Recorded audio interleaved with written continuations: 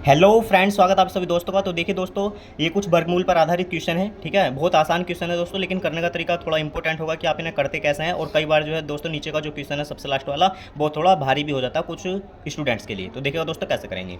हमें दिख रहा है कि 6 में 2 रूट 3 जुड़ रहा है, 6 में 2 रूट 3 घट रहा है। ठीक है, और इसका हमें वर्गमूल बताना। दोस्तों आपने फॉर्मूला पढ़ा हुआ ए स्क्वायर माइनस बी स्क्वायर का क्या होता है, ए प्लस बी ए माइनस बी। एक बार ए में भी जुड़ता है, एक बार ए में से भी घटता है। तो देखिएगा दोस्तों, 6 में 2 रूट 3 जुड़ रहा है और 6 में से 2 रूट 3 घट रहा है। सही है, तो एक बार ए प्लस बी यानी कि ए में भी जुड़ रहा है और एक बार ए माइनस बी यानी कि ए में से भी घट रहा है। तो दोस्तों फॉर्मूला क्या बनेगा, पहले का स्क्वायर माइनस दूसरे का स्क्वायर यानी कि ए स्क्वायर माइनस बी स्क्वायर। ए का स्क्वायर यानी कि 6 का स्क्वायर दोस्तों 36 हो गया।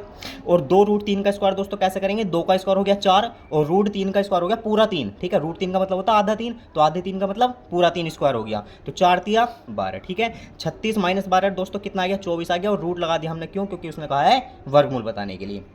24 का वर्गमूल आप बता सकते हैं। तो 24 का वर्गमूल दोस्तों कितना हो जाएगा, 2 अंडर रूट 6 हो जाएगा। कैसे हो जाएगा दोस्तों, 24 को आप लिख सकते हैं 4 छंग 24। ठीक है, और 4 का वर्गमूल बाहर कितना आ जाएगा दोस्तों, 6 आ जाए, 4 का वर्गमूल 2 आ जाएगा और 6 पर हमारा रूट ऐसे ही लग जाएगा। ठीक है, तो 2 रूट 6 हमारा आंसर आ जाएगा। तो दोस्तों लिखना नहीं पड़ेगा, केवल समझाने के लिए, बताने के लिए लिखना पड़ा। लेकिन ये जो सवाल है माइंड में ही होते हैं। कैसे, 6 में 2 रूट 3 जुड़ रहा, 6 में से 2 रूट 3 घट रहा, पहले का स्क्वायर माइनस दूसरे का स्क्वायर, 6 का स्क्वायर 36 हो जाएगा, 2 रूट 3 का स्क्वायर 12 हो जाएगा। ठीक है, 36 में से 12 घटा देंगे 24 आ जाएगा और 24 का आप वर्गमूल निकाल देंगे तो दोस्तों कितना आ जाएगा, 2 रूट 6 आ जाएगा।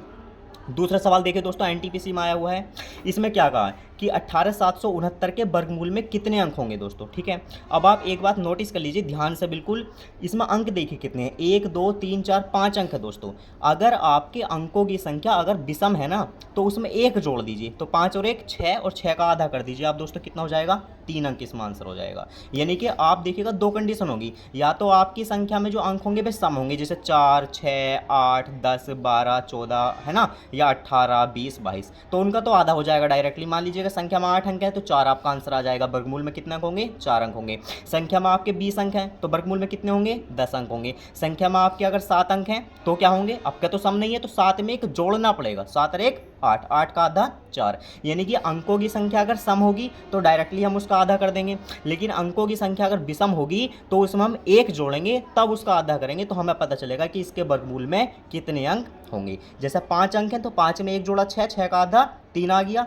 लेकिन यहीं अगर 4 होते तो 4 का आधा डायरेक्टली कितना होता दोस्तों, 2 अंक होते इसके वर्गमूल में। तीसरा क्वेश्चन देखिएगा दोस्तों, यदि 3 under root 5 plus under root 125 की वैल्यू 17.84 है, तो हमें बतानी है अंडर रूट 80 यानी कि 80 प्लस 7 अंडर रूट 5 का मान कितना होगा। दोस्तों यहाँ एग्जामिनर का मेन फोकस ये रहता है कि विद्यार्थियों को फंसा कैसे सकूं। कहीं तो वो रूट की वैल्यू बाहर निकाल के दे देगा, कहीं वैल्यू ऐसी देगा जो रूट से कुछ बाहर निकल सकती है। ठीक है, अब देखिएगा कैसे, 3 under root 5 plus under root 125। तो बताइए क्या आप 125 का कुछ वर्गमूल नहीं निकाल सकते, निकाल सकते हैं। कैसे, 25 पंजे 125 होते हैं ना, बताइए भाई 25 पंजे 125, तो 25 का तो वर्गमूल आप निकाल सकते हैं कितना, 5। ठीक है भाई, 5 का तो नहीं निकलेगा लेकिन 25 का तो बाहर निकलेगा 5, तो 25 का 5 बाहर निकल गया तो 5 अंडर रूट 5 आ गया। 3 अंडर रूट 5 पहले से ही है तो 5 और 3 8, यानी कि 8 अंडर रूट 5 की वैल्यू आपको दी हुई है दोस्तों, 8 अंडर रूट 5 की। ठीक है, मैं यो बताना चाह रहा हूँ आपको, ये जो वैल्यू दी हुई है ना 3 अंडर रूट 5 प्लस के रूट 125, तो ये आपको भ्रमित करने के लिए दे रखी। इसका मतलब कितना है, 125 पर रूट है तो इसका मतलब है 5 अंडर रूट 5 और 3 अंडर रूट 5 पहले से, तो 5 अंडर रूट 5 और 3 अंडर रूट 5 कितना हो गया, 8 अंडर रूट 5 की वैल्यू आपको दी हुई है। अब बतानी किसकी देखिएगा, 80 है तो क्या 80 को आप 16 पंजे 80 नहीं कह सकते, बताइए भाई 16 पंजे 80 और 16 का वर्गमूल निकल जाएगा बाहर कितना, 4, तो 4 अंडर रूट 5 हो गया हो और 7 अंडर रूट 5 हो, तो 4 और 7 12, 12 अंडर रूट 5 नहीं, 4 और 7 11 अंडर रूट 5। ठीक है दोस्तों, भाई 16 पंजे 80, तो 16 का कितना हो गया, 4 बाहर निकल गया और 5 रूट में था ही, तो 4 रूट 5 प्लस के 7 रूट 5, 4 और 7 11 रूट 5, धोखे से भूल गया था दोस्तों 12 रूट 5, तो 11 रूट 5 की वैल्यू आपको बतानी है। तो हमारा सवाल ये बन गया कि 8 अंडर रूट 5 की वैल्यू अगर इतनी है तो 11 अंडर रूट 5 की वैल्यू कितनी है। ठीक है, तो 8 रूट 5 इतना, 11 रूट 5 इतना, भाई रूट 5 तो इसमें भी, रूट 5 तो इसमें भी है, कट जाएगा, इसका तो कोई मतलब है नहीं। यानी कि 8 की वैल्यू इतनी तो 11 की वैल्यू कितनी, तो 17.84 दोस्तों ये जो वैल्यू है ये 8 की है।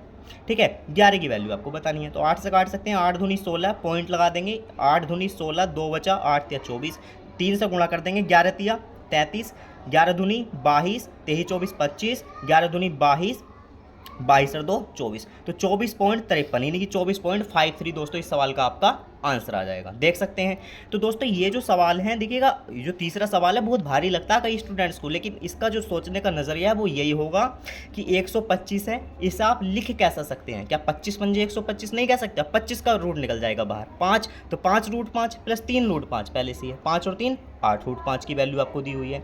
यहाँ बतानी है रूट 80, रूट 80 का मतलब क्या है, 16 पंजे 80, 16 का कितना निकलेगा 4 बाहर, तो 4 root 5 plus 7 root 5 11 root 5, 8 root 5 की वैल्यू इतनी, तो 11 रूट 5 की वैल्यू कितनी, तो बस रूट 5 इसमें भी रूट 5 इसमें भी, ये तो कैंसिल होना ही है, तो 8 की वैल्यू इतनी तो 11 की कितनी, आंसर सॉर्ट आउट कर सकते हैं दोस्तों।